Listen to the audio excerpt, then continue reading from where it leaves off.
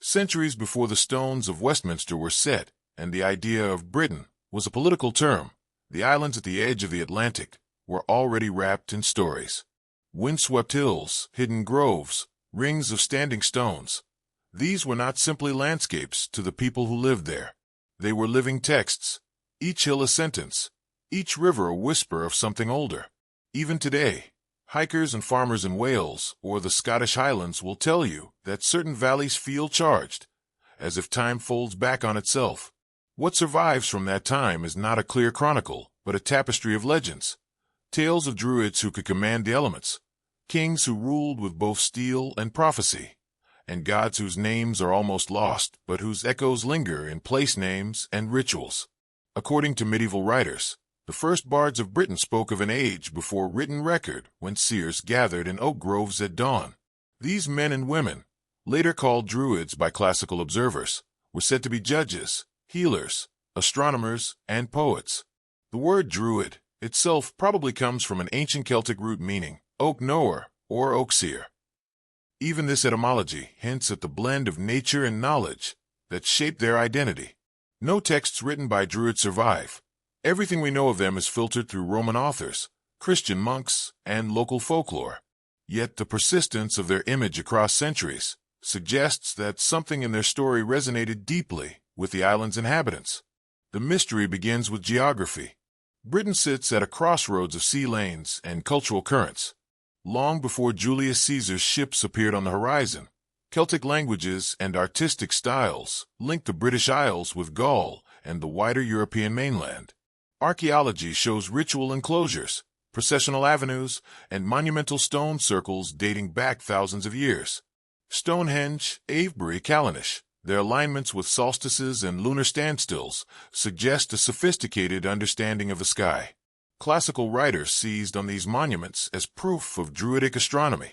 Whether Druids actually built Stonehenge is doubtful, but to later storytellers the connection was irresistible. The image of a white-robed sage raising his hands to the midsummer sun at the great stones is now inseparable from Britain's mythic identity. Medieval chronicles amplify this aura. Geoffrey of Monmouth, writing in the 12th century, wove together older Welsh traditions, Latin texts, and his own invention to create a sweeping history of the kings of Britain. In his pages, Britain is founded by Brutus, a refugee from Troy. Giants roam the land. Merlin appears not as a wizard from fairy tales, but as a prophet and architect who moves the stones of Stonehenge by magic. Geoffrey's work is not reliable history, but it set the tone for how later generations imagined the island's past, a liminal place where myth and memory coexist. Among the most persistent figures in this mythic landscape are the Druids themselves. Caesar describes them as intermediaries between the gods and the people, exempt from warfare but powerful in arbitration. Pliny the Elder recounts their ritual of cutting mistletoe from sacred oaks with golden sickles. Later Irish sources portray Druids as advisors and spellcasters at royal courts, sometimes benevolent, sometimes dangerous. These strands converge into a composite image. The Druid is a keeper of knowledge hidden from ordinary folk, bridging the human and the divine. Modern scholars caution that this image may tell us more about the observers than about the Druids themselves. Still, it has proven remarkably durable, inspiring everything from romantic poetry to modern Druidic revival movements. Legends also speak of kings who ruled not only by force, but by connection to the land's unseen powers. In Welsh tradition, the title Pendragon carries a sense of dragon-headed leadership, a blend of warlord and mythic champion. Figures such as Vortigern, Ambrosius, and Arthur are placed in a shadowy era after Roman rule collapsed, but before written annals become clear. This sub-Roman Britain is fertile ground for story because so little is certain. Was Arthur a single historical leader, a composite of several, or entirely a heroic ideal? The sources disagree, but the narrative pattern, a chosen leader rising in a time of chaos, advised by a prophetic figure, defending a fading world, is unmistakable. The forgotten gods of Britain emerge more faintly. Unlike the Norse with their well-preserved sagas, or the Greeks with their Olympian pantheon, the pre-Christian deities of the British Isles were never systematically recorded. Yet clues remain in inscriptions, place names, and medieval glosses. Names like Nodens, Maponos, and Draist, Brigantia flicker in the record. Some are linked to healing springs, others to rivers or war. The Romans often equated these deities with their own, Nodens with Mars, Brigantia with Minerva, but the equivalences may be superficial. To the people who invoke them, these beings were part of a living environment where a hill could be a goddess, and a lake an entrance to the otherworld. This interplay of landscape and legend is one of Britain's enduring traits. Consider the chalk figure of the Cerne Abbas giant in Dorset, a huge human form cut into a hillside. Its age is debated, but local tradition has woven fertility charms around it. Or Glastonbury Tor in Somerset, once an island in marshland, now crowned by a tower and steeped in stories of Avalon. These places act as anchors for narrative. Even when their original meanings fade, new myths arise to fill the gap. In this way, Britain's mythic fabric renews itself generation after generation. For a modern listener, the fascination lies not only in what these stories say about the past, but in what they reveal about storytelling itself. Why do societies create figures like Druids, kings, and forgotten gods? Part of the answer may be psychological. Anthropologists note that myths often encode social norms, cosmology, and collective memory. In the absence of written records, they function as mnemonic devices. A tale about a sacred grove and a seer may preserve rules about resource management or astronomical knowledge. Over time, as contexts change, the tale becomes symbolic, and the original practical knowledge may be hidden but not entirely lost. Another reason for the persistence of these myths is their adaptability. Each era recasts the figures to suit its needs. The Victorians, eager for a noble Celtic past, imagined Druids as proto-scientists. 20th century countercultures saw them as eco-spiritual rebels. Modern fantasy literature transforms them into wizards, quest-givers, or guardians of nature. Arthur's court can be a medieval chivalric utopia, a gritty post-Roman warband, or a metaphor for national identity. In this sense, the myths of ancient Britain are less about fixed characters and more about archetypes that can be re-inhabited. We begin, then, with a question rather than an answer. In a landscape where standing stones cast long shadows at solstice, where rivers bear the names of forgotten goddesses, and where medieval manuscripts blur history with legend, what truly survives? Is it a memory of actual people and practices, or an evolving set of symbols through which each generation negotiates its place between past and future? As we follow the trails of Druids, kings, and forgotten gods across these islands, we will see how myth and history weave together, not to mislead, but to invite us into a deeper story about belonging, imagination, and the human need for meaning. To understand why the legends of Druids, kings, and forgotten gods formed here and not somewhere else, we have to step into the living world of Iron Age and early medieval Britain. These were not isolated isles. They were a chain of tribal territories stitched together by rivers, hills, and sea routes. Archaeology shows settlements on high ridges and hill forts ringed with timber palisades. From these elevated places, people could watch the movement of stars and storms as well as rival clans. The landscape was both practical and sacred. A grove of oaks might supply timber, shade, and acorns, but it was also a meeting place, a court of law, and a theater for ritual. Waterways were highways, but also liminal zones where offerings were sunk out of sight. When later writers speak of the otherworld, they are echoing an older sense that the visible and invisible overlapped. Classical sources give us a glimpse of this society from the outside. When Julius Caesar invaded Gaul and looked across the Channel, he saw people who shared a Celtic language, similar weapons, and similar religious practices. He reports that some of the nobility of Gaul traveled to Britain to be trained in Druidic arts, a detail that, if true, suggests the islands were a center of learning as well as a refuge. The Romans called the Western Sea Mare Britannicum, but to many on the continent it was a mystical frontier, a place of mist and perpetual twilight. This perception would feed the later image of Britain as a repository of hidden wisdom at the edge of the known world. Inside the islands, however, identity was tribal and local. Names like Brigantes, Iceni, Silures, and Caledoniite at the Roman record. Each group had its own chiefs, its own sacred hills, its own tales. Yet across these differences certain motifs recur: the sacredness of groves, the importance of bards, the veneration of rivers and springs, the idea that kingship was conditional on harmony with the land. If the crops failed or omens turned against a ruler, his legitimacy could evaporate. This belief would echo in later legends, where kings fall because they break an oath or wound the land. The earliest strata of myth we can still touch come not from written texts but from place names and archaeological deposits. Offerings of swords, cauldrons, animal bones, and sometimes human remains have been found in lakes and bogs from Ireland to East Anglia. To later storytellers, these deposits became evidence of sacrifice, a grim practice, but they may also reflect a more complex transaction, giving valuable goods back to the powers that govern fertility and fate. Even Roman observers, who were not squeamish about war, were struck by the fervor of Celtic ritual.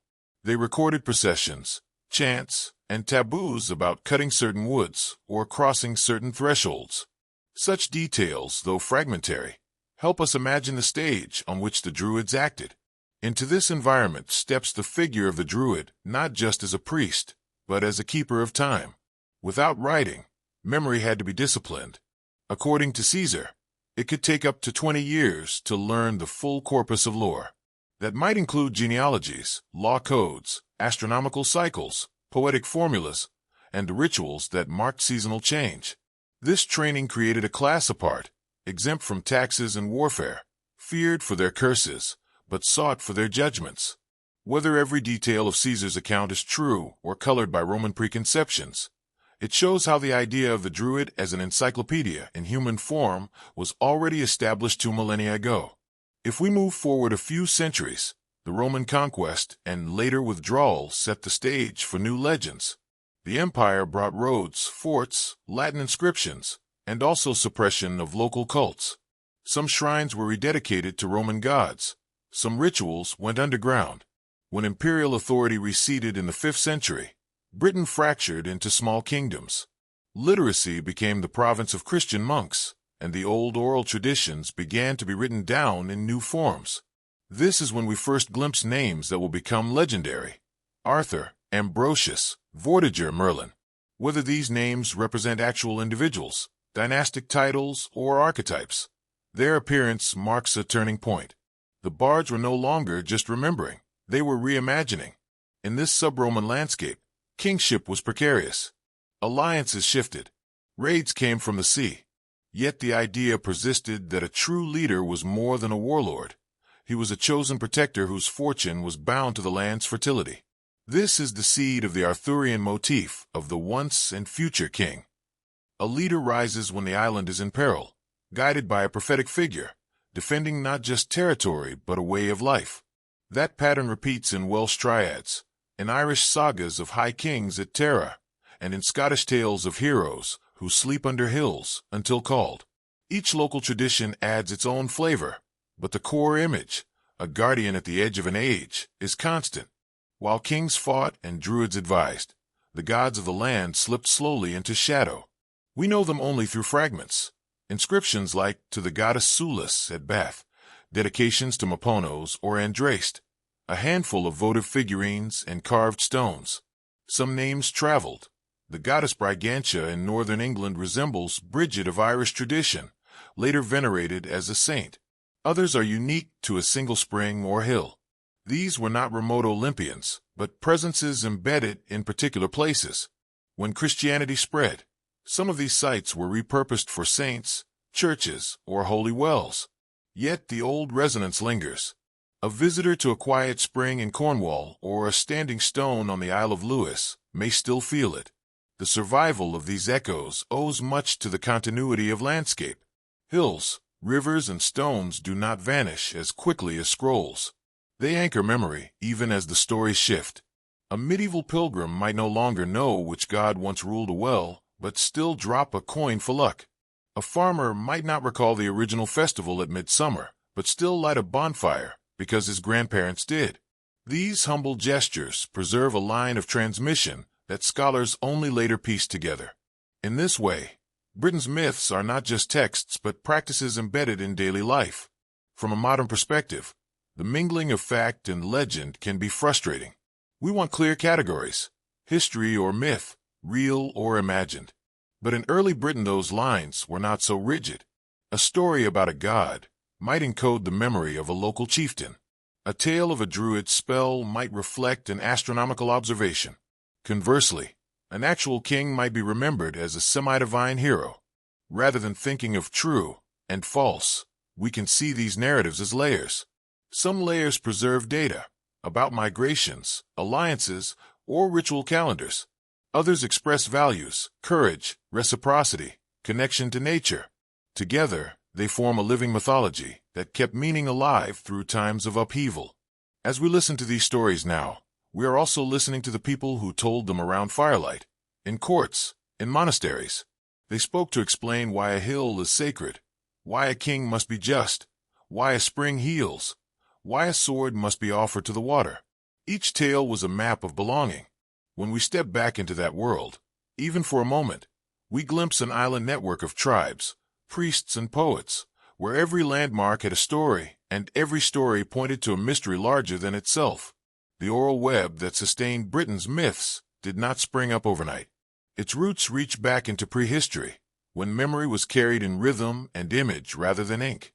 Imagine a winter gathering inside a roundhouse, the smoke rising through a central vent, children pressed against their mother's skirts, warriors seated in a ring, the bard standing near the fire. He recites line after line of genealogies, victories, riddles, and charms. Each name is a signpost to a place, each place a node in a story, each story a fragment of a cosmology. This is how knowledge moved across generations, when there were no libraries, but the mind. Out of this memory culture emerged the earliest versions of Britain's myths. Some are still recognizable, others have dissolved into stray motifs. One of the oldest is the idea of an otherworld contiguous with our own, accessible through mounds, caves, lakes, or at the turning of seasons. In Welsh tradition it is and, a realm of abundance and challenge. In Irish stories it is Tir na Nog, the land of youth. The British Isles are dotted with barrows, hill forts, and subterranean passages that could have inspired such imagery. Farmers working near these sites pass down tales of lights seen on certain nights, of music from under the earth, of riders who vanish into mist. For communities living close to natural thresholds, tidal flats, misty uplands, echoing caves, the notion of a parallel world was not abstract but embedded in their environment. Classical writers caught only glimpses of this cosmology, but medieval Welsh texts preserve some of its tone.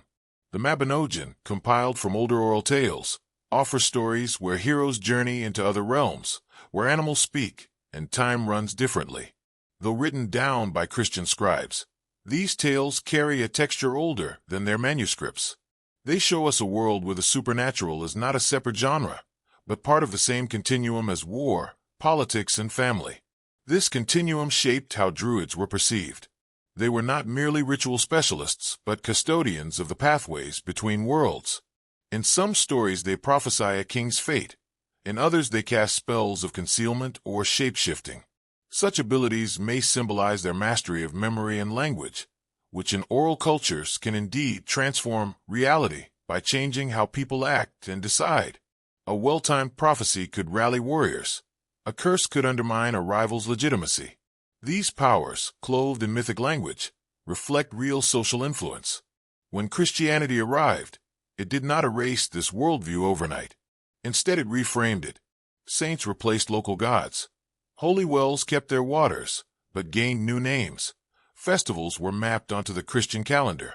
Yet the underlying sense of sacred landscape persisted. Easter fires at hilltops echo older spring rites.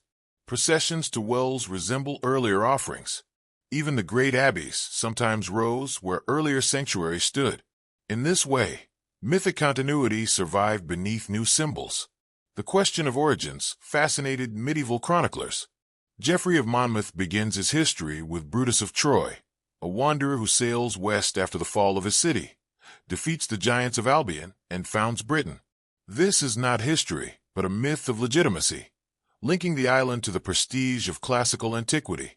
Yet it also contains echoes of real movements, seafaring migrants, heroic colonizers, a land already inhabited by mysterious others. Later writers add their own layers. Joseph of Arimathea bringing the Grail to Glastonbury, Merlin guiding kings, Arthur's knights seeking a cup that is at once Christian and otherworldly. These accretions show how flexible the mythic framework was, able to integrate new religious and political agendas. Among the recurring figures in these tales is the wise advisor, sometimes druid, sometimes prophet, sometimes wizard. In early Welsh poetry, Myrddin appears as a mad seer wandering the woods after a battle, muttering riddles. In Geoffrey's retelling, he becomes Merlin, the architect of Stonehenge and counselor to kings. This transformation from a tragic poet to an omniscient magician mirrors the broader shift from tribal lore to courtly romance. Yet both versions embody the same archetype, a liminal figure who bridges worlds, whose insight is dangerous but necessary. Kingship myths also evolve across centuries. Early Irish sagas speak of sovereignty goddesses who bestow or withdraw legitimacy from a king, often through a symbolic marriage. If he rules justly, the land flourishes. If he violates taboos, the land withers. Though this motif is clearest in Irish texts, traces appear in Welsh tradition and in the legends surrounding Arthur and Guinevere. The theme binds political authority to ecological and moral order, a concept strikingly relevant even today. And then there are the gods whose names survive only in whispers. Nodens, associated with a temple at Lydney Park, appears on inscriptions with symbols of hunting and healing. Maponos, the great sun, hints at a youthful deity of music or poetry. Andraste, invoked by Boudica before battle, seems to embody warlike fury. Brigantia stands for high places and power, echoing the Irish Bridget, who later becomes Saint Bridget. Each name is a doorway to a forgotten pantheon. Their stories were never written down, but we can glimpse their outlines in the pattern of dedications, the placement of shrines, and the continuities with later folklore. Modern archaeology adds its own layer to the narrative. Excavations at ritual sites reveal carefully arranged deposits, miniature weapons, broken cauldrons, animal skulls oriented to the cardinal directions. These are not random refuse, but deliberate acts. They show a worldview where objects, animals, and places participate in a network of meaning. When a sword is bent before being offered to a lake, it is not destroyed but transformed, moved from the realm of human use to the realm of divine reciprocity. This practice resonates with myths of magical weapons that must be returned to water, like Arthur's Excalibur, thrown back to the Lady of the Lake. The myth may be a memory of the ritual, and the ritual a performance of the myth. Through all these threads runs a distinctive British sense of place. Unlike the monumental stone temples of the Mediterranean or the urban ziggurats of Mesopotamia, sacred spaces here were often natural: groves, springs, hilltops, islands, and lakes. Even when built structures appeared, they were integrated with the land rather than dominating it. This intimacy with landscape shapes the character of the myths. Heroes are not remote demigods but hunters, wanderers, seekers. The otherworld is not a distant heaven, but the glen beyond the next ridge. Why do these patterns still grip us? Partly because they offer a vision of balance between human society and the environment, a vision we crave in an age of ecological disruption. Partly because they speak to universal archetypes: the wise teacher, the chosen leader, the hidden realm of potential. And partly because they invite participation. Even now, modern Druidic groups gather at solstice, not to reenact history, but to stand in the same light and feel continuity with those who watched the sky thousands of years ago. In listening to these ancient British myths, we are not merely tourists of the past. We are entering a tradition of retelling. Every generation adjusts the stories to its own fears and hopes. The Romans saw Druids as a political threat. Christian monks reframed them as pagan sages. Romantic poets cast them as guardians of a lost nature. Fantasy novels turned them into quest-givers. Yet through all these guises the underlying questions persist. Who mediates between the seen and unseen? What binds a leader to the land? Where is the boundary between this world and another? These questions are not relics.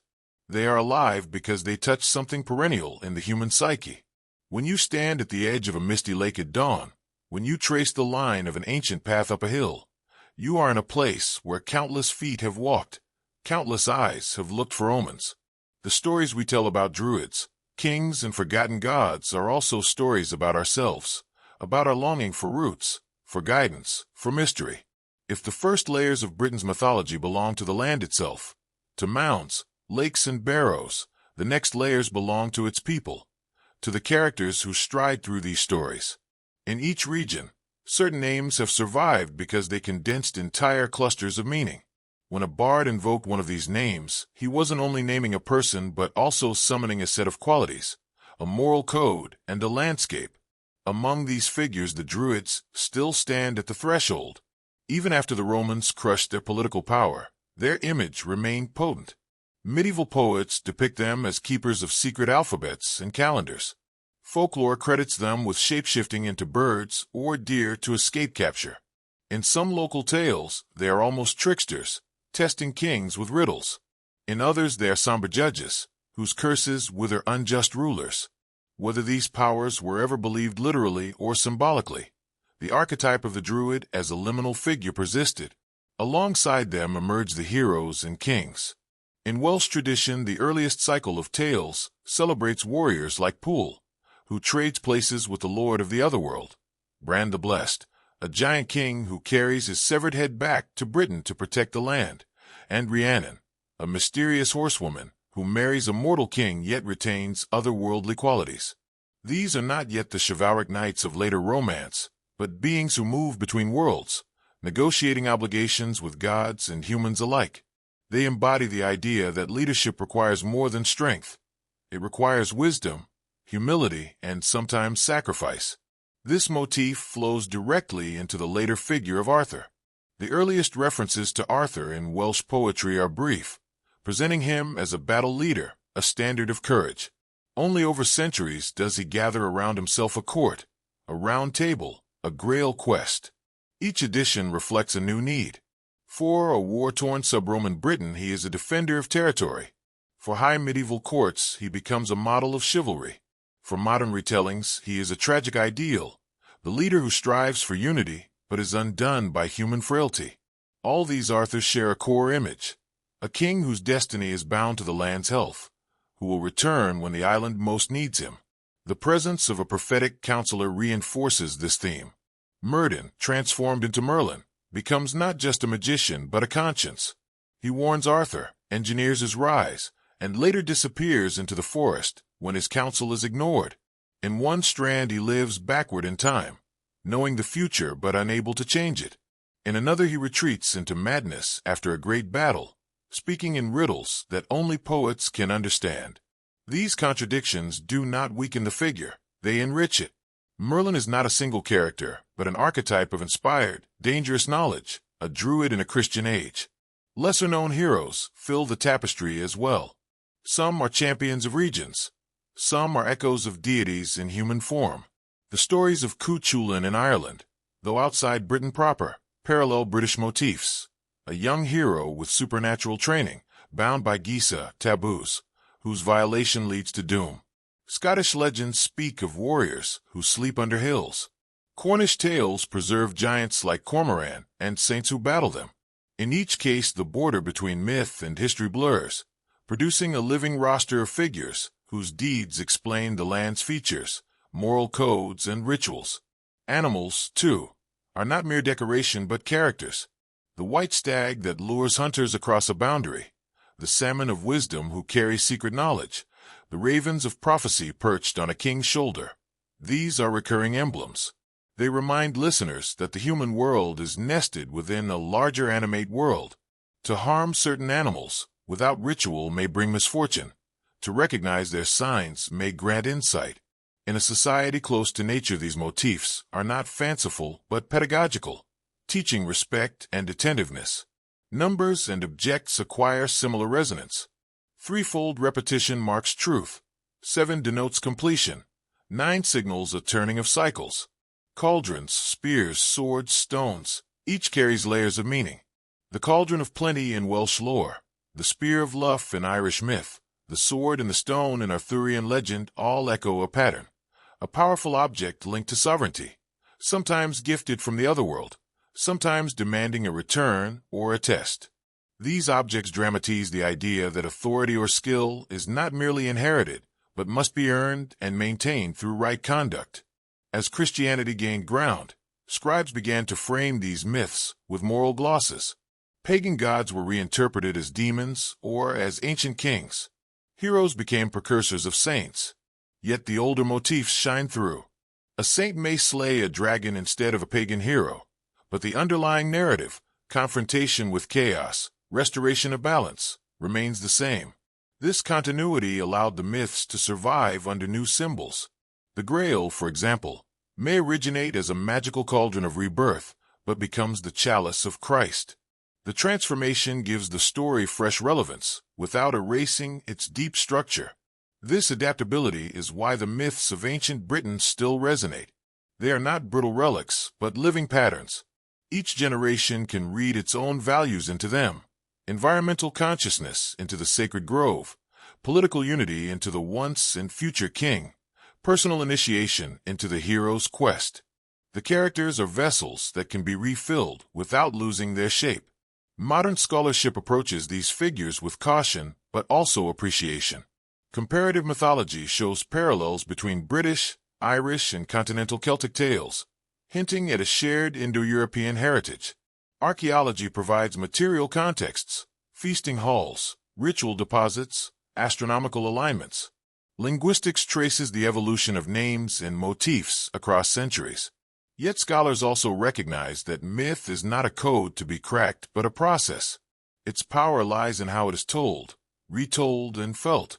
For listeners today, these stories offer more than curiosity. They invite reflection on the qualities we still prize in leaders and guides.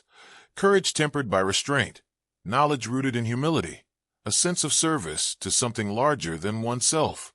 They suggest that wisdom is not hoarded in books, but lived in rhythm with seasons, with community, with the unseen currents of life. In a fragmented age, such images can be quietly radical.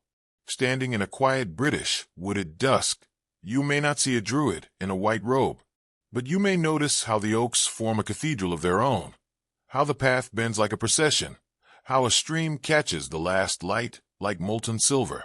The people who first told these stories lived in the sensory world and wove it into narrative.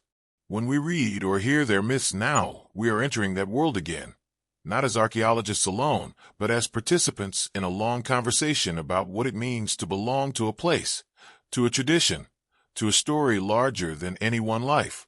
Every mythic system also carries its own theater of action. The great stories that are told and retold around firesides, in manuscripts and later in books. In the British tradition, two such narrative clusters stand out. The cycles of heroic adventure that look back to a half-remembered pagan past, and the later Arthurian romances that look forward to an idealized Christian chivalry. Both breathe through the same lungs of landscape and memory. The first cluster is still visible in the Welsh Mabinogion, which preserves four interlinked tales now called the branches.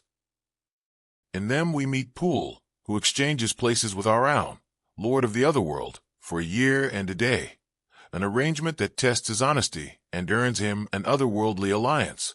We meet Bran the Blessed, a giant king whose magical cauldron can restore the dead to life, but who falls in battle overseas. His followers carry his severed head back to Britain and bury it under the White Hill to protect the land. We meet Rhiannon, a horsewoman who appears at a supernatural pace, yet allows herself to be caught by the man who proves worthy. Accused unjustly, she endures humiliation until her innocence is revealed. Each of these episodes weaves together themes of exchange, reciprocity, loyalty, and the thin veil between this world and another. They are not morality tales in the later sense, but complex negotiations of obligation and identity. These narratives also reveal how the British Isles functioned as a crossroads of mythic motifs. The Cauldron of Rebirth recalls Irish stories of the Dagda's Cauldron, one of the treasures of the Tuatha De Danann. The exchange of places echoes Indo-European tales of sacred kingship tested through ritual inversion. Even the severed head of Bran resonates with the Celtic cult of the head, seen in carved stone, heads found across Gaul and Britain. When listeners heard these elements, they were not abstract symbols, but part of a living cultural code. A hero's actions were lessons in how to handle power, promises, and the uncanny. The second cluster, the Arthurian cycle, is better known today, but no less layered. In its earliest form, Arthur is a war leader, mentioned briefly in the Welsh poem Wygo Dodden, and in the 9th century Historia Brittonum. He fights battles. He defends Britain from invaders. Only later does a prophetic child named Myrddin or Merlin attach himself to Arthur's story. Only later does a sword appear in a stone, a queen named Guinevere, a knight named Lancelot. By the time of Chrétien de Troyes and Malory, the court of Camelot has become a mirror of high medieval values: courtesy, tournaments, quests for a spiritual grail. Yet beneath the chivalric veneer, we can still feel the older themes. A leader whose right to rule depends on more than birth, a counselor whose knowledge comes from liminal experience, a kingdom whose unity is fragile because it rests on moral as well as military strength. One reason the Arthurian legends proved so durable is their capacity to hold contradictions. Arthur is both a Christian king and a figure out of pagan myth. Merlin is both prophet and sorcerer. The Grail is both a Christian relic and a magical vessel of rebirth. These tensions allow each retelling to emphasize a different aspect. A 12th century monk could present Arthur as a champion of Christendom. A 19th century romantic could see him as a symbol of lost Celtic freedom. A modern novelist can frame him as a tragic leader in a post-imperial landscape. The skeleton of the story stays the same. The flesh changes with the era. Other, less famous narratives echo these patterns. Local legends across Britain tell of knights or warriors who sleep in caves beneath hills, waiting for the hour of need. In Wales it is said that Arthur and his men slumber in a cavern near Carmarthen. In Scotland, that a host lies beneath the Eildon Hills. These tales keep alive the expectation of return, the once and future quality that lets a hero outlive his historical moment. They also connect to an older belief in the cyclical nature of time, where endings are pauses before renewal. Such myths are not escapist fantasies, but frameworks for communal reflection. They allowed listeners to think about loyalty, betrayal, rightful rule, and the price of breaking taboos. They also offered reassurance that order, once lost, might one day be restored. In times of invasion, famine, or plague, the idea of a hidden protector or a returning king could sustain hope. In times of relative peace, the same stories could be retold as moral exemplars or entertainment without losing their charge. The persistence of these tales also owes much to the bardic tradition. Even after Christianity became dominant, poets continued to recite in the old meters. They learned not only stories, but a craft of rhythm and alliteration designed to fix words in memory. A skilled bard could improvise within a traditional framework, updating a story with new local details while keeping its core intact. This flexibility kept myths relevant as political maps changed. A battle that once belonged to Bran might be reassigned to Arthur. A prophecy once attributed to a Druid might be spoken by Merlin. The audience heard continuity, not contradiction. From a modern perspective, it is striking how little these stories separate the natural, the social, and the spiritual. A king's justice affects the fertility of the land. A broken oath can bring blight. A river goddess can become a saint. A cauldron can heal bodies and restore the dead. In a society where survival depended on seasons, alliances, and unseen forces, such interweaving made sense. Even today the motifs resonate because they speak to interconnectedness rather than compartmentalization. Archaeological sites across Britain still echo these mythic plots. The hill of Glastonbury Tor, rising out of once marshy ground, has been linked to Avalon, the island where Arthur is taken to heal. The mound of Silbury Hill, near Avebury, is the largest artificial mound in Europe. No one knows its original purpose, but folklore claims it hides a king in golden armor or a white horse awaiting release. The caves of Craig y Ddinas in Wales are said to conceal Arthur's sleeping nights. Each site invites both scholarship and story. Excavations yield dates, bones, pollen samples. Local tales yield visions of giants, treasures, and enchantments. Together, they keep the past alive, in more than one register. This double vision, factual and mythic, is part of the enduring appeal of Britain's legends. You can stand at a stone circle and read an information board about Neolithic astronomy. Then turn and hear a guide whisper about druids or fairies. You can visit a cathedral and see medieval carvings of the green man peering from the foliage. The two modes do not cancel each other. They enrich each other. The mythic dimension does not negate historical research. It gives it emotional depth.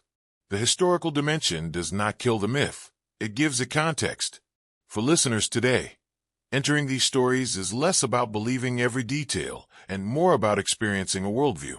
The heroic cycles and the Arthurian romances are not isolated fairy tales, but strands in a long braid that connects landscape, ritual, leadership, and imagination. They remind us that Britain was never only an island of mist and isolation, but a vibrant crossroads where peoples, ideas, and symbols met.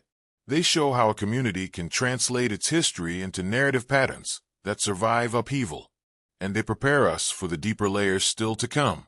The symbols behind the stories, the hidden meanings of animals, numbers, and objects, the echoes that reach into our own language and customs. In these next layers, the myths of ancient Britain reveal not just characters and plots, but a way of seeing, a way in which the seen and unseen, the past and future, stand side by side like stones on a windswept plain. Behind the heroic cycles and the courtly romances lies a quieter but equally powerful layer of meaning, the language of symbols. If the characters are the actors on the mythic stage, these symbols are the scenery and props. They tell us how people of ancient Britain organized their experience of the world, which animals signified wisdom or danger, which numbers marked turning points, which objects linked the human and the divine. Animals are the most vivid of these carriers of meaning. In the Mabinogion, a white boar leads a hunter into the otherworld. In Irish and Scottish lore, salmon are keepers of hidden knowledge, their flesh granting enlightenment to whoever tastes it. Birds mark the passage between realms. Ravens sit on a king's shoulders, whispering prophecy. Wren and eagles signal opposing forces. Swans ferry souls across misted lakes. Even today, a hiker in Wales may hear that a certain glen is haunted by a spectral hound, or that a lone white stag portends change. Such images were not ornamental. They were mnemonic devices and moral cues. A white animal suggested liminality, a creature not entirely of this world. A black bird might warn of taboo. A paired animal could signify balance. To a community that depended on close observation of nature, these distinctions were practical as well as spiritual. Numbers carried their own charge. Triplets organized many Celtic tales. 3 tasks, 3 gifts, 3 attempts. The number 7 appears at thresholds and initiations. 9 signals completion of a cycle. These patterns helped bards structure long narratives, but they also reflected cosmology, a sense of time moving in loops and spirals rather than in a straight line. When a story speaks of a year and a day, or of 9 maidens at a spring, it is invoking a rhythm that listeners would recognize instinctively, even if its original calendrical meaning had faded. Objects, too, act as condensed myths. Cauldrons, for example, appear again and again. Bran's cauldron of rebirth, the cauldron of Ceridwen that grants poetic inspiration, the magical vessel that becomes the Holy Grail. Each represents a source of transformation, of food into sustenance, of knowledge into wisdom, of death into renewal. Spears and swords carry complementary meanings, instruments of power, but also of testing and destiny. Excalibur Return to the Lake is not just a plot device, but a ritual gesture, restoring a gift to its source. Stones and mounds serve as anchors between worlds. The Liafael at Terra cries out under the rightful king. The stone of Scone is carried to coronations. The very act of pulling a sword from a stone fuses mineral permanence with human aspiration. Many of these symbols tie directly to the land. Wells and springs are liminal points where underground and surface waters meet, naturally cool and sometimes mineral-rich. It is no surprise that they became sites of healing and prophecy. Hills and islands surrounded by marsh or sea suggest enclosure and separation, ideal for imagining entrances to other realms. Trees mark seasonal change and longevity. The oak, ash, and thorn form a triad of power in folklore. These associations were not invented by scribes, but grown from generations of lived interaction with the environment. Christianity did not erase this symbolic language, but retranslated it. The salmon of wisdom becomes the fish of Christ. The cauldron becomes the chalice. Sacred groves give way to churchyards, but yew trees continue to mark holy ground. Saints inherit the powers of earlier deities. Bridget of Kildare carries attributes of the goddess Bridget. St. Winifred's Well in Wales echoes pre-Christian healing springs. Pilgrimages to wells, processions on hilltops, midsummer fires, all continue under new names. In this way, the symbolic matrix persisted even as theology changed. Modern culture still draws unconsciously on these motifs. Fantasy literature fills its pages with white stags, prophetic birds, cauldrons, enchanted swords. Video games set quests at sacred springs and hill forts. Tourist brochures for Cornwall or the Highlands use the same imagery to evoke mystery. Even in everyday English, phrases like swan song, sleeping giant, between the worlds, and once and future trace back to this mythic lexicon. The endurance of these images suggests that they speak to archetypal patterns in the human mind, not just to local superstition. From an anthropological angle, such symbols help a society encode knowledge without writing. A story about a magical salmon at a particular pool may preserve rules about fishing seasons or ownership. A taboo against cutting certain trees may protect biodiversity. A festival timed to a solstice may align agriculture with celestial cues. Over time, as the practical reasons fade, the story remains as a ritual shell. Listeners may no longer know why the taboo exists, but feel that it matters. This cultural memory gives myths their depth and their resilience. The British Isles, with their layered settlements and overlapping traditions, create especially rich ground for this process. Celtic-speaking peoples, Roman occupiers, incoming Anglo-Saxons, Norse raiders, and later Normans all brought their own stories. Instead of erasing what came before, many of these traditions merged.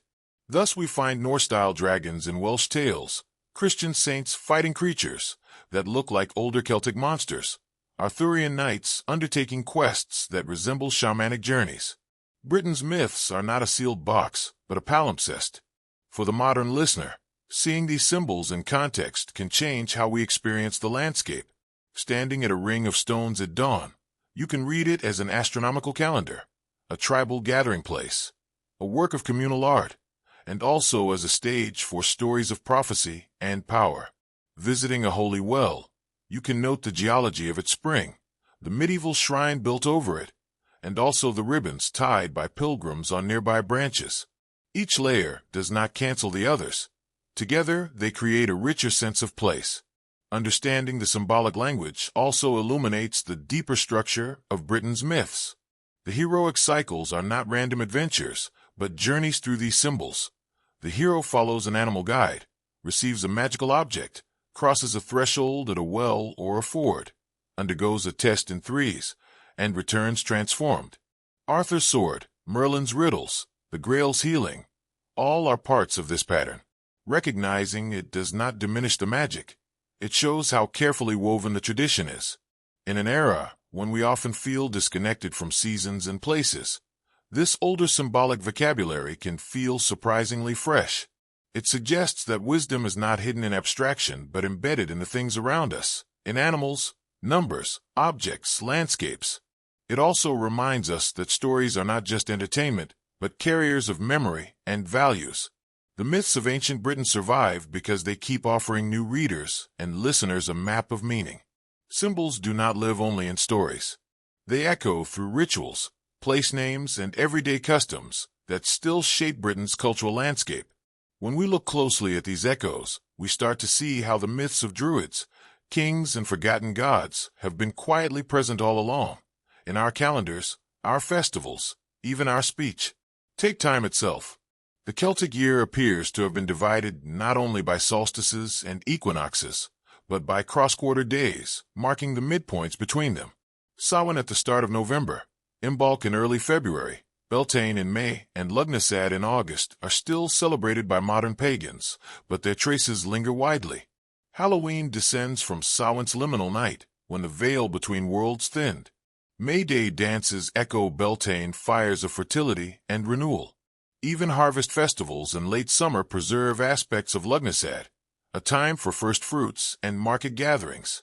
Though Christianity overlaid these dates with saints' days and feasts, the rhythm beneath them remains ancient. Place names whisper similar stories. River names like Severn from Sabrina, Dee from Deva, and Thames from Thamesis preserve deities long forgotten. Hills called Pen or Ben carry old Celtic words for summit. Avon simply means river, repeated across regions because each valley once had its own Avon. In these names you can hear faint echoes of an island where every natural feature had a personality and a guardian spirit. Even without knowing the etymology, people feel these places are old. Folklore around stones and trees shows the same persistence. Many villages still have a druid stone or a wishing tree where passers-by leave ribbons. Holy wells attract coins, pins, or flowers. Such gestures might seem like quaint superstition, but they express a continuity of offering, a small act of reciprocity with the unseen. In Cornwall, cloudy wells, where cloth strips are tied, continue a practice that predates Christianity by centuries. In Scotland, cup-marked stones and carved Pictish symbols stand in fields where farmers still avoid disturbing them. Even Britain's legal and political traditions retain faint shadows of myth. The coronation of a monarch still involves sacred oil and an oath at an ancient chair that once held the stone of Scone. This ceremony echoes the old idea that kingship is a covenant with the land, blessed by higher powers. Parliament itself meets at Westminster on ground once marshy and liminal, near the great river that carried offerings. We may frame these as secular institutions today, but their rituals are steeped in inherited symbolism. Language carries its own traces. Expressions like beyond the pale, sleeping giant, once and future, the sword of justice, or between two worlds draw directly from mythic frameworks. We may use them metaphorically without realizing their origin, but they shape how we think. Metaphor is not mere ornament. It is a way of mapping meaning. The persistence of these phrases shows how deeply mythic structures inform everyday cognition. Modern popular culture makes the continuity more visible. Films and novels about King Arthur, Druids, witches, or fairy kingdoms repopulate the landscape with old archetypes under new names. Festivals like Glastonbury, originally a rock concert, deliberately invoke Avalon in their branding. Tourist trails link stone circles, holy wells, and Arthurian sites into circuits of pilgrimage. These are not academic exercises. They are participatory. People go to feel a connection, to step for a moment into a story larger than themselves. From a psychological point of view, this ongoing retelling performs an important function. It allows communities to process change while maintaining identity. Each new version of a myth translates past experience into present concerns. In the 19th century, Arthurian revival fed nationalism and romantic yearning for a noble past.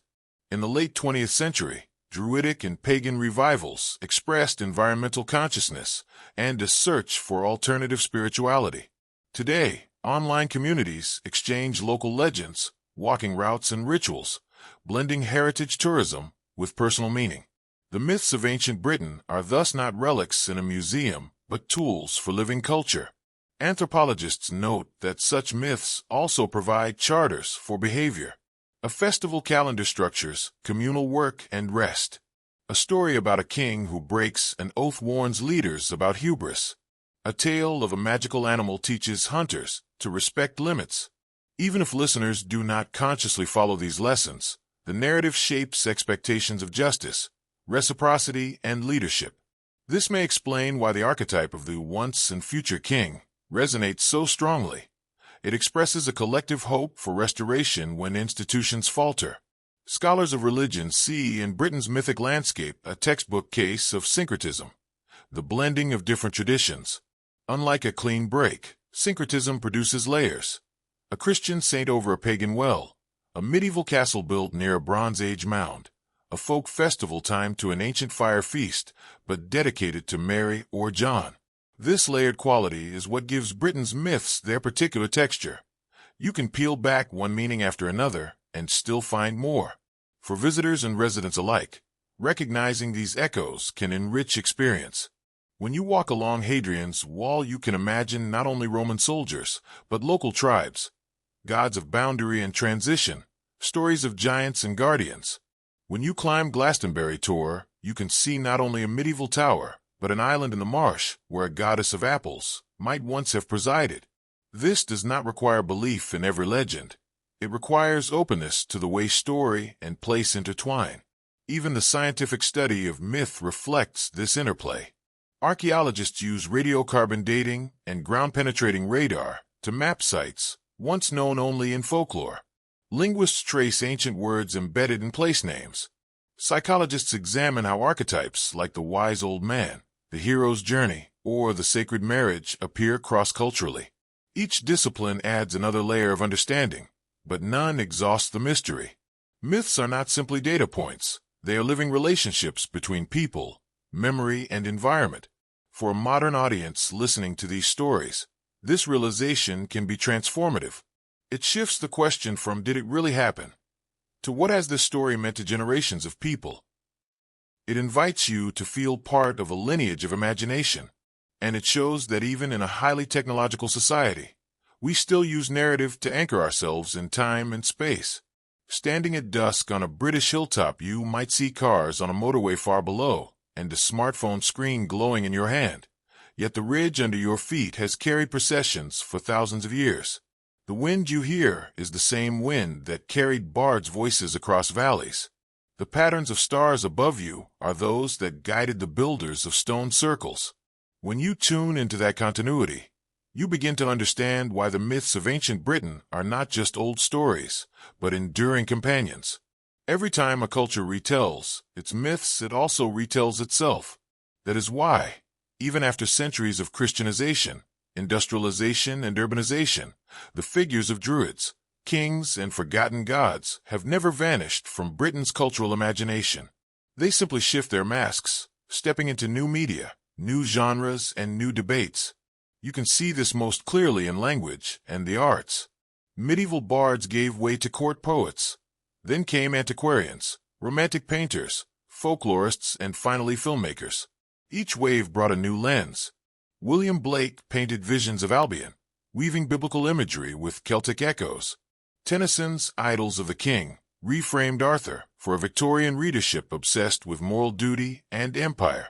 In the 20th century, T.H. White turned the story into The Once and Future King, a meditation on education and the misuse of power. Today you can find Arthur, Merlin, and Druids in graphic novels, streaming series, video games, and neo-pagan rituals. None of these versions is definitive.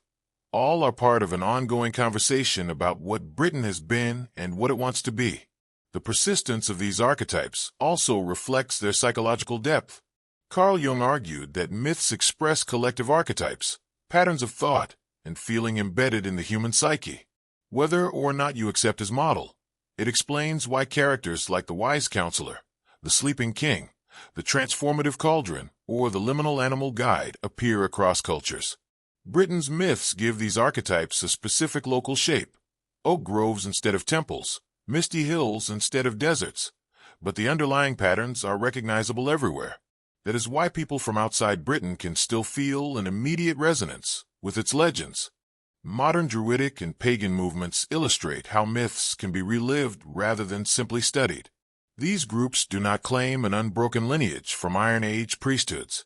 Instead, they see themselves as creative inheritors, drawing on archaeology, folklore, and intuition to craft rituals that speak to contemporary needs: environmental stewardship, seasonal awareness, community building. Solstice gatherings at Stonehenge or Avebury are not historical reenactments, but acts of reenchantment, turning heritage sites into living theaters of meaning. Participants stand where their ancestors may have stood, watching the sun rise through stones aligned thousands of years ago. In that moment, myth and history merge not as fact but as experience. Museums and heritage organizations have also begun to embrace this layered approach. Instead of presenting sites as static relics, they invite visitors to explore stories and sensory impressions. The sound of Bronze Age horns, the smell of wood smoke, the feel of carved stone. Interactive exhibits trace how a single symbol, a spiral, a cauldron, a raven, moves from prehistoric artifact to medieval manuscript to modern fantasy. This helps audiences see that myths are not wrong history, but cultural ecosystems. Even science feeds back into myth. Astronomers now know precisely how Stonehenge aligns with solstices. DNA studies reveal migrations that echo old tales of wandering founders. Landscape archaeology shows processional avenues connecting rivers, hills, and stone circles, lending plausibility to legends of ritual journeys. These findings do not prove the myths, but give them new contexts. They show that ancient peoples had reasons, practical, symbolic, or both, for the patterns later described in story. In turn, the stories keep public interest alive in the sites, ensuring their preservation. Pop culture operates as another feedback loop. When a blockbuster film sets a battle on a misty moor with antlered druids, or a streaming series imagines a teenage Merlin, it plants images in millions of minds. Some will go on to study the history. Others will visit the landscapes. A few will join revival movements. Each step extends the life of the myth. What began as oral poetry in a roundhouse ends up as cosplay at a festival or as a tourist selfie at a standing stone, still functioning as a bridge between the everyday and the extraordinary. This adaptability explains why the myths of ancient Britain remain relevant beyond nostalgia. They address questions that do not expire. What makes a leader legitimate? How should knowledge be used? Where do we find renewal when a world collapses? How do we live in balance with a living environment? Each retelling offers a different answer, but keeps the questions alive. In that sense, the myths act less as instruction manuals than as companions, offering archetypal frameworks for our own journeys. For a listener today, this realization can deepen the experience of hearing these stories. You are not just learning about a vanished past. You are stepping into a stream of imagination that has carried countless lives. The druid who studies the stars, the king who listens to prophecy, the goddess who blesses a spring, the hero who follows an animal guide. These are not remote curiosities, but mirrors. They reflect our own hopes for wisdom, integrity, guidance, and transformation. Recognizing this lineage also dissolves the false opposition between myth and fact. We often assume that a story is either literally true or worthless, but myths work differently. They are true as patterns, as shared metaphors, as compressed cultural memory. They may preserve historical kernels, a real battle, a real leader, a real ritual, but even when details shift, the pattern holds. When you hear of a sword returned to water, you are hearing a memory of reciprocity. When you hear of a sleeping king, you are hearing a memory of cyclical time. When you hear of a prophetic advisor, you are hearing a memory of specialized knowledge guiding communal decisions. The endurance of these patterns shows that Britain's myths are not just quaint survivals, but active parts of cultural DNA. They shape tourism, literature, political symbolism, environmental activism, and even national identity.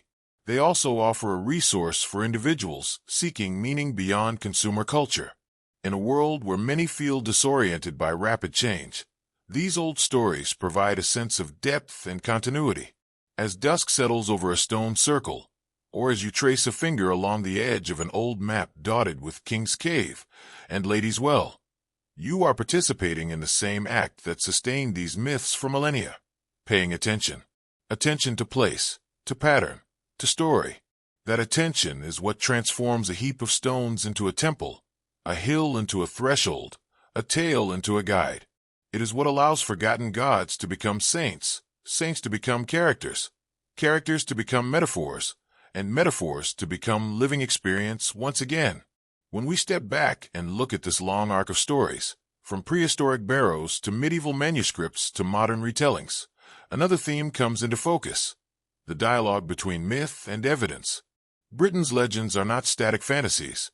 They have been constantly tested, questioned, and reimagined as new knowledge emerges. This interplay between archaeology, history, and imagination is part of what keeps them alive. In the 19th and early 20th centuries, antiquarians and early archaeologists often set out to prove the myths. They dug under Glastonbury Tor, hoping to find Arthur's grave. They measured Stonehenge for clues about Druids. They traced genealogies to connect medieval heroes to Trojan refugees. Most of these literal quests ended in disappointment, but they produced valuable records and excavations. They also revealed how deeply myth had shaped expectations. People were not just looking for artifacts. They were looking for confirmation of a story they already carried. By the mid-20th century, a more critical, but also more nuanced approach emerged. Archaeologists such as Stuart Piggott and Ross separated what classical authors actually wrote about Druids from what Victorian romantics imagined.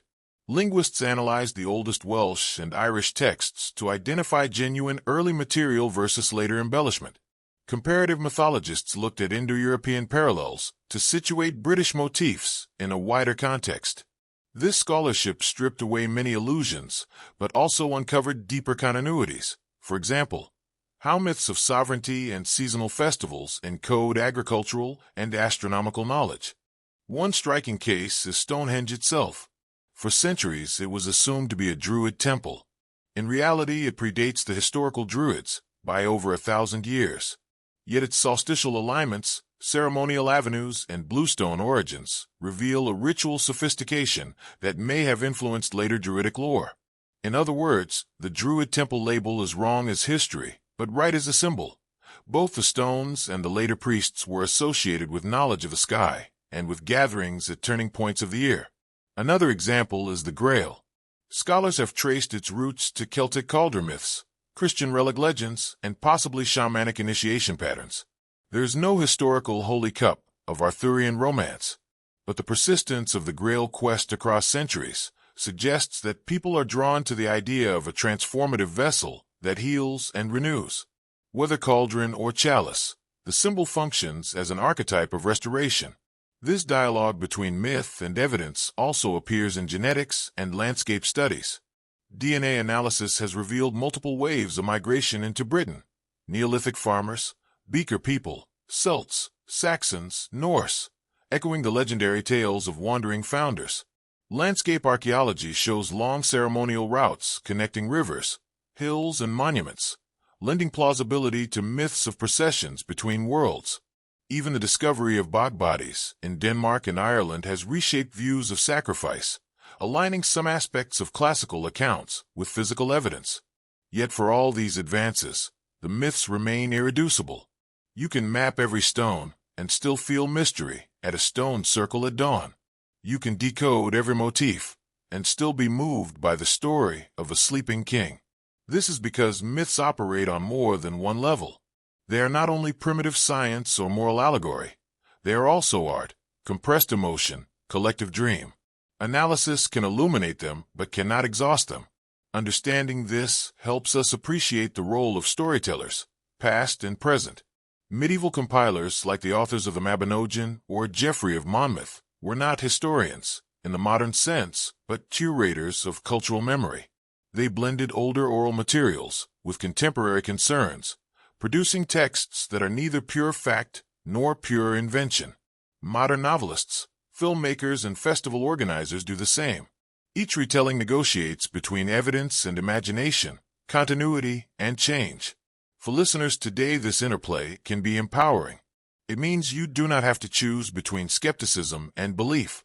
You can approach Britain's myths as layered phenomena, part historical kernel, part evolving symbol, part personal resonance. You can enjoy their stories while also learning the archaeology behind them. This approach turns myth from a fragile claim about the past into a robust resource for understanding the present. It also reframes the question of truth. Instead of asking, did Druids really cut mistletoe with golden sickles? You can ask, why did later authors describe them this way? And what does that tell us about their reputation? Instead of asking, was Arthur real? You can ask, why does the archetype of a just, returning king recur across cultures? And what need does it serve? These questions open rather than close inquiry. The conversation between myth and evidence has shaped national identity as well.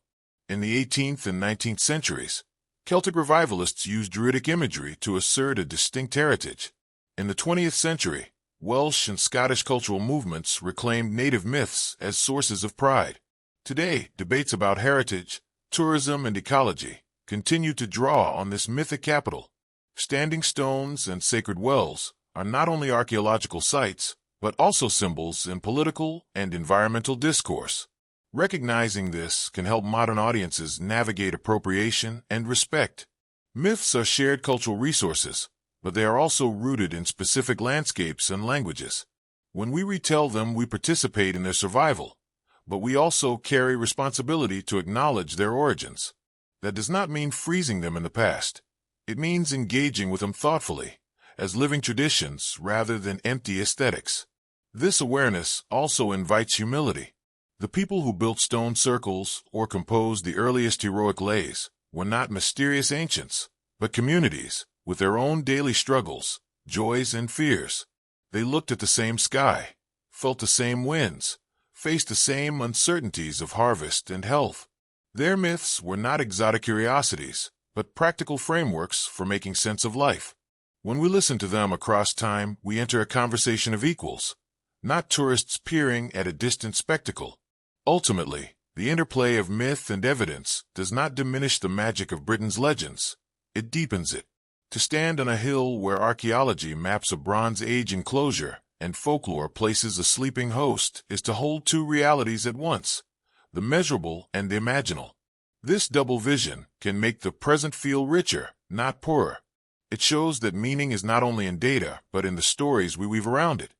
As twilight gathers on the islands at the edge of the Atlantic, the silhouettes of hills and stones become indistinct. In that half-light, you can imagine Druids calculating the turn of the seasons, kings listening for omens, goddesses watching from springs. You can also imagine archaeologists with GPS units and drones mapping the same features. Both acts are forms of attention. Both keep the landscape alive as a place of significance. And both point to the same truth, that myth is not a primitive error, but a human response to mystery. The story of Druids, kings, and forgotten gods is not only about the past. It is about the way a landscape teaches people to imagine, remember, and hope. When you follow it from its earliest roots to the present, you see an unbroken thread of human curiosity, the need to situate ourselves between earth and sky, ancestry and possibility. If you walk today through a grove of oaks in Wales, along a cliff path in Cornwall, or across the windswept moors of Scotland, you are surrounded by the same raw materials that shaped the myths thousands of years ago. The horizon still opens like a theater curtain. The wind still carries the smell of rain and peat. Stones still cast their shadows at solstice. In these places, it is not hard to feel why people imagine thresholds to other worlds or guardians who embodied the land spirit. This continuity does not mean we should romanticize the past. Life in Iron Age Britain was hard. Communities endured hunger, disease, invasion, and exile. Their myths were not escapism, but tools for navigating uncertainty, ways of remembering when to sow and harvest, how to honor alliances, how to restore balance when things went wrong. The Druids' rituals, the king's oaths, the offerings at wells, all were practices for living in relationship with forces larger than any one clan or generation. What survives for us is a distilled version of that relationship. The Druids appear as sages in white robes, the kings as heroes, the gods as shadows. Yet behind these images lies a reality we can still access, the sense that knowledge, leadership, and sacredness are not separable from the land and from community. That is why these myths still move us even if we no longer believe in them literally. They point to values we continue to seek: integrity, reciprocity, reverence for nature, hope for renewal. In the modern world, where information is abundant but meaning can feel scarce, these stories offer a counterpoint. They remind us that wisdom is not only accumulation of facts, but also orientation, knowing where you stand in time, place, and community. They suggest that leadership is not only power but stewardship. They hint that mystery is not a gap to be closed, but a space to inhabit. Hearing them can slow us down, invite reflection, and reconnect us to cycles larger than our personal timelines. They also show the power of narrative to carry memory across upheaval. Empires rose and fell, languages shifted, religions transformed, yet the archetypes persisted: the wise guide, the chosen leader, the healing vessel, the liminal animal. Each generation translated them into new forms without breaking the pattern. This adaptability is not a weakness, but a strength. It means the myths of ancient Britain are not frozen relics, but living frameworks, capable of guiding us through our own transformations. This is why modern revivals and creative reimaginings matter. A solstice gathering at Stonehenge, a novel about Merlin, a schoolchild learning about the Celts, a traveler pausing at a holy well, all are acts of participation. They keep the conversation between past and present alive. They also democratize it. Myths are not the property of specialists. They belong to anyone willing to listen and retell with respect. In that sense, every reader, listener, or visitor becomes a link in the chain of transmission. Even the scientific study of these traditions can be part of this living chain. Archaeology, genetics, linguistics, and anthropology do not dispel myth. They enrich it by giving us clearer glimpses of the people who first told the stories. They help us separate later inventions from older layers, but they also reveal how sophisticated those older layers were. Far from being naive, the builders of stone circles and the keepers of oral lore were attuned to cycles of sky and earth in ways we are only beginning to appreciate again. So when we speak of forgotten gods, we are not merely lamenting loss. We are acknowledging transformation. A river goddess becomes a saint. A cauldron becomes a chalice. A druid becomes a professor of astronomy in a white coat. A sleeping king becomes a metaphor for civic renewal. The forms change, but the impulse remains, to personify what we value, to tell stories that guide us, to imagine guardians at the edge of the known. In this way, the gods are not entirely forgotten. They are folded into new guises, waiting to be recognized. Standing at the close of this journey, you can see how all the pieces fit. The oak groves and the stone rings, the bards and their meters, the kings and their oaths, the animals and their messages, the symbols and their transformations, the echoes in festivals, place names and language. Together, they form not a single story, but a woven field of stories, a living mythology of Britain. And perhaps this is the most enduring lesson of all. Myths are not simply about what happened once upon a time. They are about what keeps happening. The meeting of memory and imagination, the shaping of values, the search for meaning in a changing world. Britain's myths, in their blend of earthiness and mystery, offer a model for how any culture can carry its past forward without freezing it, and how individuals can draw on that heritage for courage and orientation. As the light fades on the stones and hills, imagine the voices of countless tellers fading too, then rising again in new forms. Imagine the Druids' chant becoming a monk's chronicle, a poet's stanza, a filmmaker's script, a child's bedtime story, each retelling a spark that keeps the fire alive.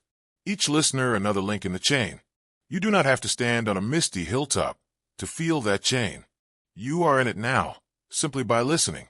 The myths of ancient Britain are not locked in the past. They are moving through you, inviting you to remember, to question, to imagine, and to carry their wisdom forward into whatever future awaits.